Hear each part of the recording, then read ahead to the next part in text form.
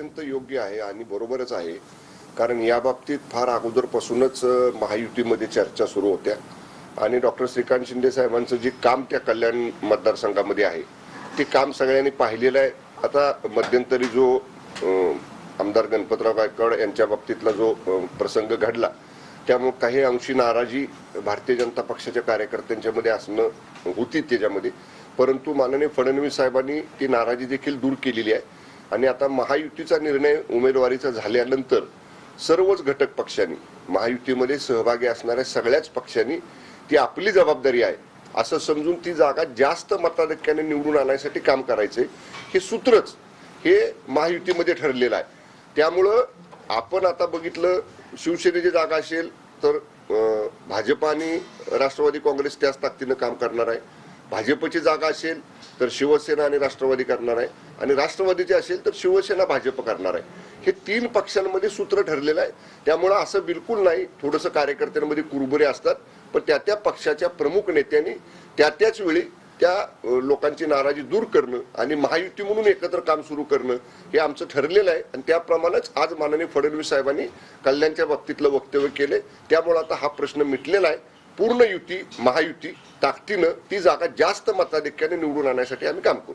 कल्याणमध्ये स्थानिक पातळीवर आपण सर सातत्यानं पाहत आहोत की भाजप आणि शिवसेनेमध्ये जो कार्यकर्त्यांमधला कोल्ड वॉर आहे तो सातत्यानं पाहायला मिळाला. गणपत गायकवाड यांच्या प्रकरणामुळे तर ते आणखीनच समोर आलं. मात्र स्थानिक पातळीवरचे कार्यकर्ते याला राजी होतील का आणि कशी खबरदारी घेतील का? हे बघा, आमचे तिन्ही पक्ष महायुतीमधले जे प्रमुख पक्ष आहेत आमचे घटक मित्र पक्ष सुद्धा बरोबर आहेत, परंतु भारतीय जनता पक्ष हा शिस्तबद्ध पक्ष आहे, शिवसेना हा शिस्तबद्ध पक्ष आहे, राष्ट्रवादी काँग्रेस पक्ष सुद्धा शिस्तबद्ध पक्ष आहे. एकदा पक्षाच्या वरिष्ठ नेतृत्वाचा निर्णय झाला की खालच्या कार्यकर्त्यांमध्ये जरी मतभेद असले नाराजी वगैरे काही असली तरी ती शिस्तबद्ध पक्षामध्ये ते कार्यकर्ते पक्षाचा आदेश म्हणून पाळतात आणि पक्षाच्या आदेशाचं 100% अंमलबजावणी करतात.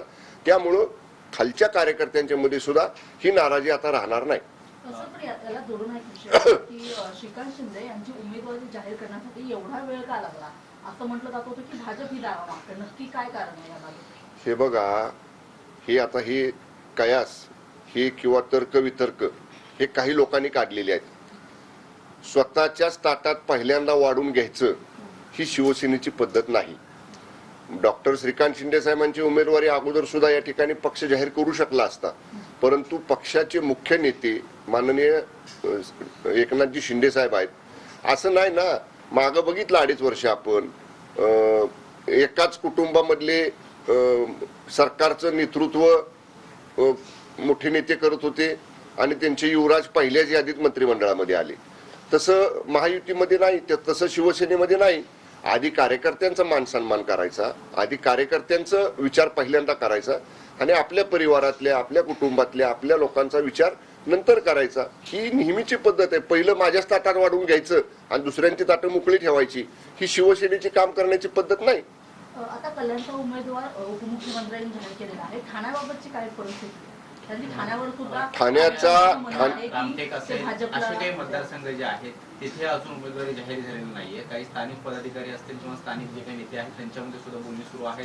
नाराजीचं एक वेगळ्या पद्धतीचं नाट्य पाहायला मिळते. तर अधिकृत उमेदवारी कधीपर्यंत जाहीर होईल? ठाण्यामध्ये सुद्धा चर्चा सुरू आहेत, मी आपल्याला सांगितलं तसं.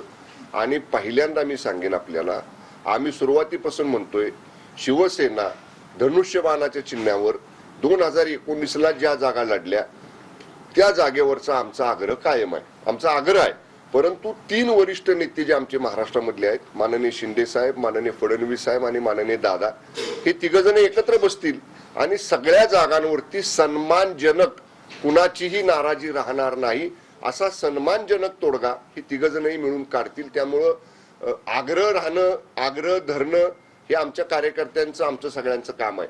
परंतु जेव्हा आपण कार्यकर्ते आग्रह धरतो आणि त्याच्या बाबतीतले अधिकार आपल्या वरिष्ठ नेत्यांना देतो, जे उच्च नेते सगळ्यात मोठे नेते आपले त्यांना देतो, तेव्हा ते यातला योग्य सन्मानजनक तोडगा किंवा सन्मानजनक मार्ग नक्की काढतील.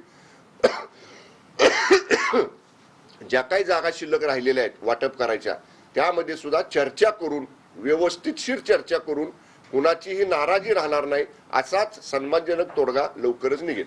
रामटेकच्या जागेसाठी शिवसेनेची हीच आग्रही भूमिका अगदी शेवटपर्यंत राहणार आहे?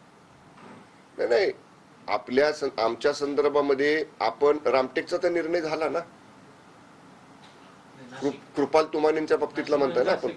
हा, नाशिकच्या बाबतीतलं म्हणाल तर तिथं सुद्धा आमचा आग्रह आहे.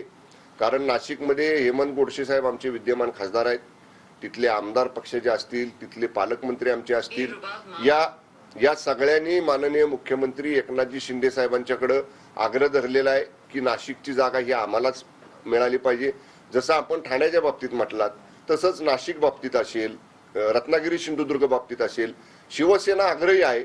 परंतु आम्ही जसं म्हटलं आपल्याला, आम्ही आग्रह जरूर धरू, आम्ही आमची बाजू अगदी प्रकर्षाने त्या ठिकाणी वरिष्ठ नेत्यांकडे मांडू. परंतु निर्णय हा हे तिघ जण एकत्र बसून घेतील. आणि निर्णय घेताना मी एवढंच सांगेन आपल्याला, सगळ्याच जागांच्या बाबतीत निर्णय घेताना कुठेही नाराजी कुणाची राहणार नाही. आणि